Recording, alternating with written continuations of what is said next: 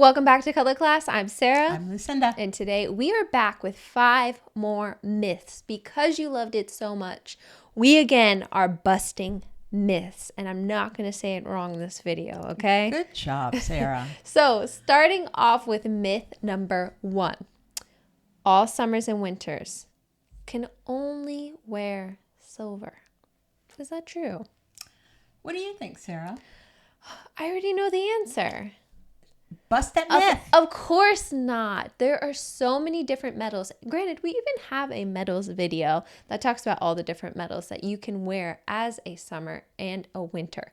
But that is simply not true, especially with summers like the pewter, the soft silvers. The soft summer can wear a combination. I mean, there is a combination of gold and silver jewelry where the two metals are, you're working in multiple metals and those look really great. So I have a bracelet right here that mixes gold and some more gold, but different metals. And look at your wedding band. Yes. Yeah, I'm always mixing metals. She's got a wedding band that was my mother's, which just makes me tear up every time I see it. And her beautiful diamond, those are white gold. They're not gold. So we once again want to impress upon you that these myths, these sort of must be, look upon them with some suspicion and determine based on every individual what works for that person, whether it's you or whether it's a client. They deserve your best effort, and your best effort is not to say, oh, you're a winner, you're going to always wear silver, because that may not be true. Nope. So coming to myth number 2. This one's a good one because this is about wearing black. And black is a very popular color, especially in fashion. You can pretty much, if something has multiple colors, it probably comes in black as well. Now, should only winters wear black? I'm reminded of a story. Watch Sarah's face when I start to tell a story. I think we've probably told this story like 10 times on this show. I'm 68 years old and she's my daughter. Every story I've ever told in my life, she's already heard. But I'm going to tell you guys. Or been there. Or she was there. I don't know if you guys know anything about our history, but we have 40 combined years of experience in color analysis, cosmetics. And so we took somebody who was a potential client and we wanted to determine digitally what her season was.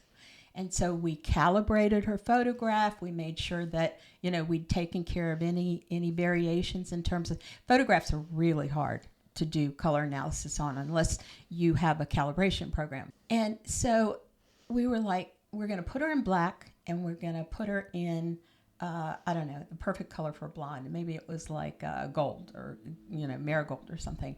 And we're going to show our live audience, it was a live video, and let them tell us. And so we put her out there, and everybody said, she looks better in the black. And we were like, oops, what do we do?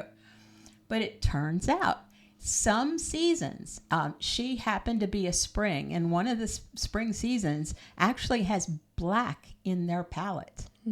So, well, not the 4 seasons. I want to make that clear. Yes. So this goes much 12 deeper, right? This goes much deeper into the clear. How springs and winters, they are sister seasons because they are both clear. Now that's a whole watch our. We don't want to get that complicated. Yes. Basically, we just want you to know there are other seasons that can wear black. A black turtleneck, something that's right up against the face, and look surprised. And this one spring lady looked amazing, and it was a little embarrassing. I mean, it forced us to do a lot of research, and the research that we've done, we bring to you here in these videos. Forced us outside the 4 palette system to realize that there are so many more palettes out there with all these amazing colors that really work well, and learning each of these systems has its pros, has its cons, but at the end of the day, we don't want to put anybody in a box. Nope. But So that's one thing. So other seasons, other sub-seasons can have black in their palette. But you can also wear black if you wear it far enough away from your face. Mm-hmm. Obviously, black jeans, black pants, whatever. If you want to wear that, fine. But what about up top? What about a blouse?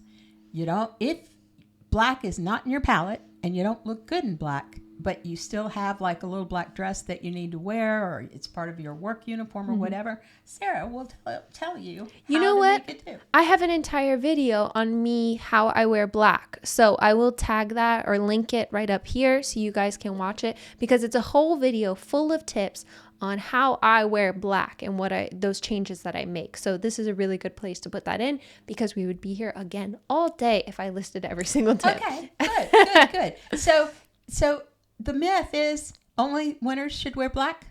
Busted. Yeah. There are palettes that are other than winters that have black in their palette. And then, like we always say, everyone can wear any color. So watch that video so you can see how things get adjusted to be able to wear black. It's not going to be perfect. Example for me, it's never perfect, but we can figure out how to make it look much better. Now, this myth is basically the inverse of the myth we just gave you before. Right. And this myth is all winters look great in black. Clear, crisp black. Is that true? It's not true. Not all winters have black as their fantastic, wonderful, amazing color. Because, as we just said, you have to look at each individual to determine whether they're going to look fantastic in black. Now, I'm going to give you an example of somebody who would be a winter who would not look great in black. We talked about this before. A woman who has white hair, let's say she's a mature girly. Okay. She's got pure white hair, and she has aged a little bit, so her skin tone is not as colorful as it used to be. She's a little paler than she used to be. That happens to us women as we age. It certainly happened to me. The melanin. Right. Our melanocytes start going. So we've got that winter, and she looks amazing in just raging turquoise and jewel tones and greens and fuchsia. But that particular winter could be swallowed up by black. Mm-hmm. Because there's kind of like a delicacy to her. Mm-hmm. Absolutely. Like there's some delicate features to her that the black can be a little bit too harsh. So, and we talk about with softer winters as well. If you kind of have a softer winter side, maybe go for that charcoal instead of the pure, intense black.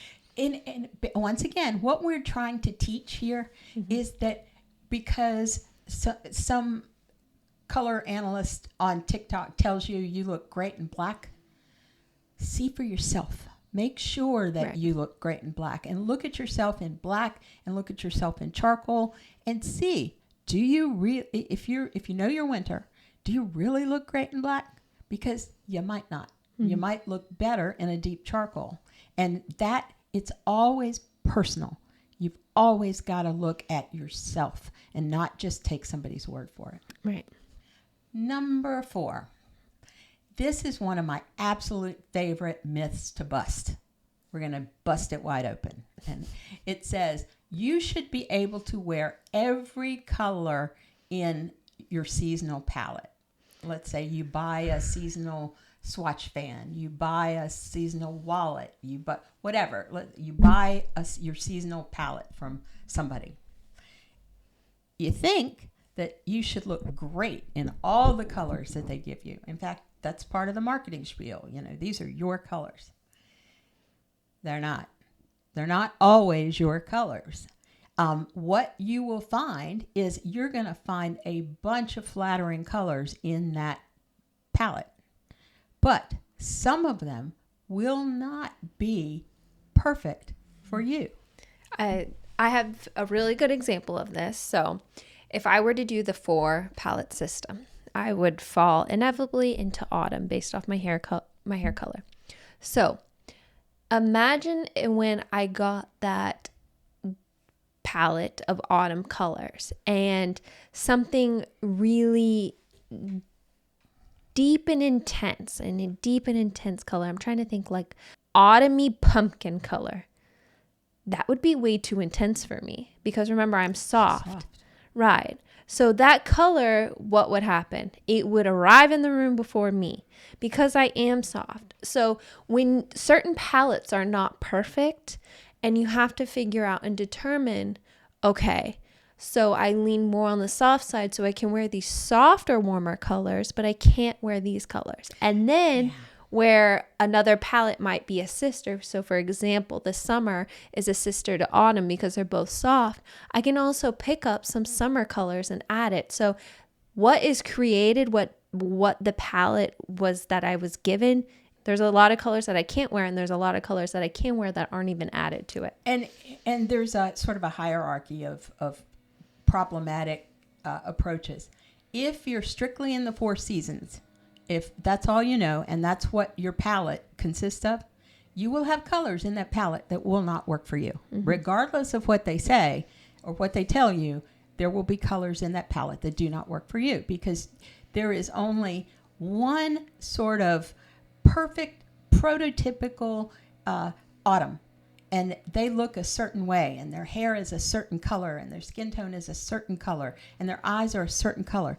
But then there's a whole range of autumns all over the place that, some are softer, some are warmer, some are clearer.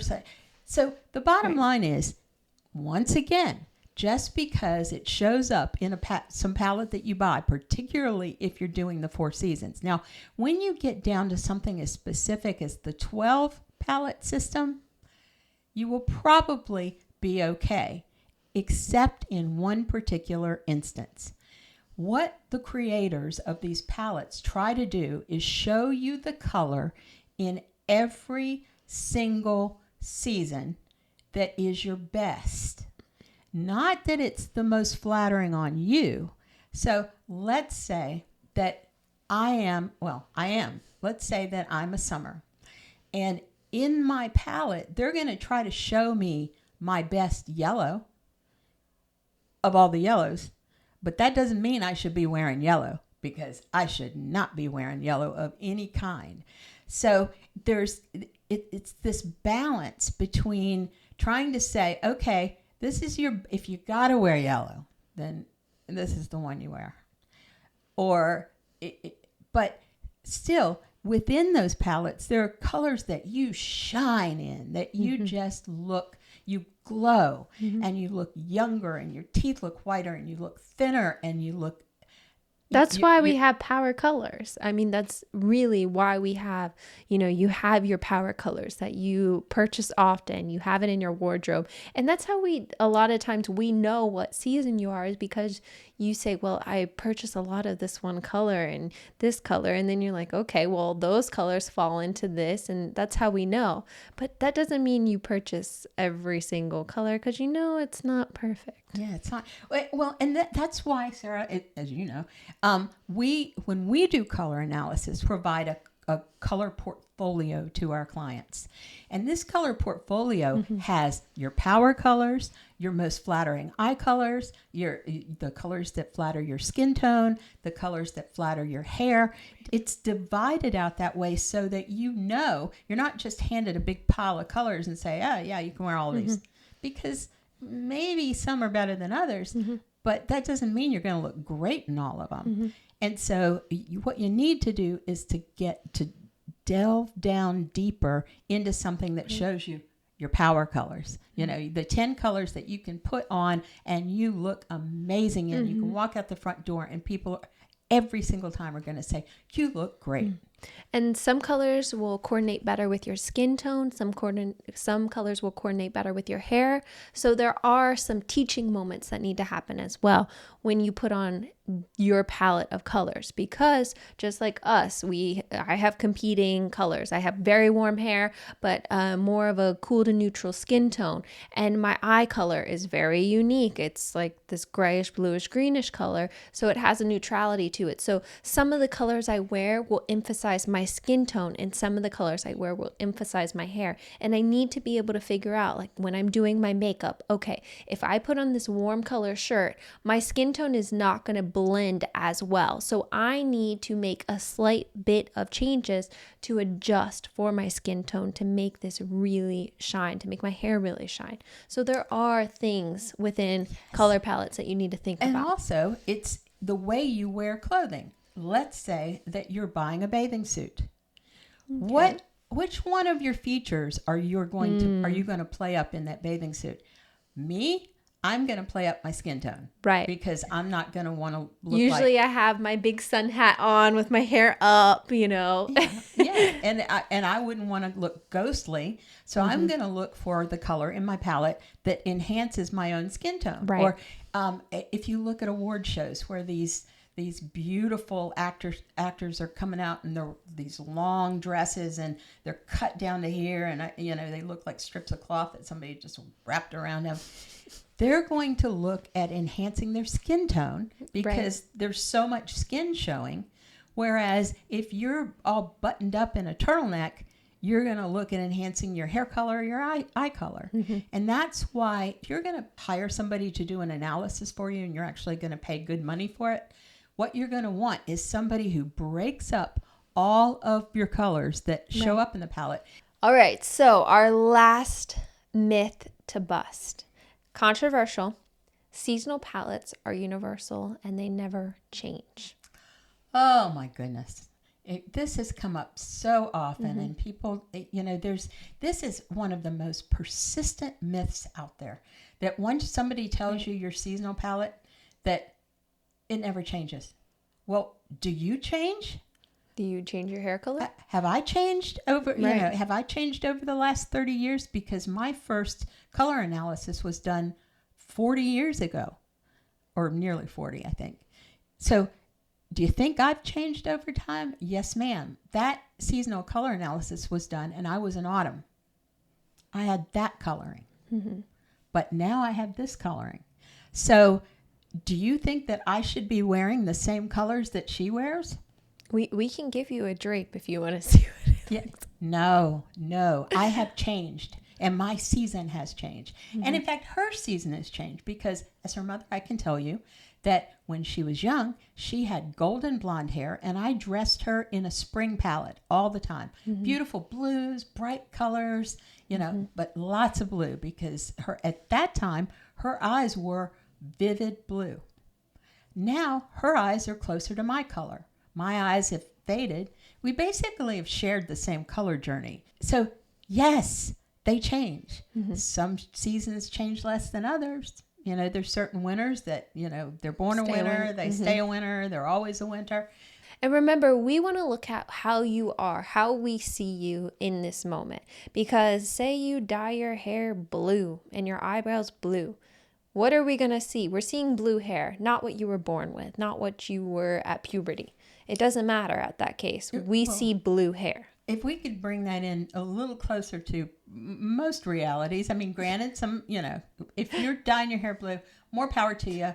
Great. We can help you with making your eyes stand out, etc. But let's say that you do dye your hair and you like it. It's a color that people compliment you on it. They love it. Our job as color analysts are to tell you your most flattering colors in the moment we are in. As you're looking at yourself in the mirror, we're going to tell you how to look your absolute best. There are people who do, it's called image consulting. Image consulting is a broader field that they may tell you what silhouette clothing that you wear. They may tell you that your hair is totally wrong and this hair color that you like, you need to change it. I got hit with that because obviously I have neutral, cool skin, neutral eyes. The first thing that they want to say is to dye your hair. Cool. Right. Obviously, because my brows are also cool, but I love my red hair. I don't want to get rid of my red hair. And it grows out of our head like that. So who's to say that that's wrong? Right. But we digress. We keep getting comments where it's all mixed up, where people say, well, as color consultants, you should tell people to change their hair color if it doesn't fit into their season. Why? Unless somebody says to me, I hate my hair color and I really want a change.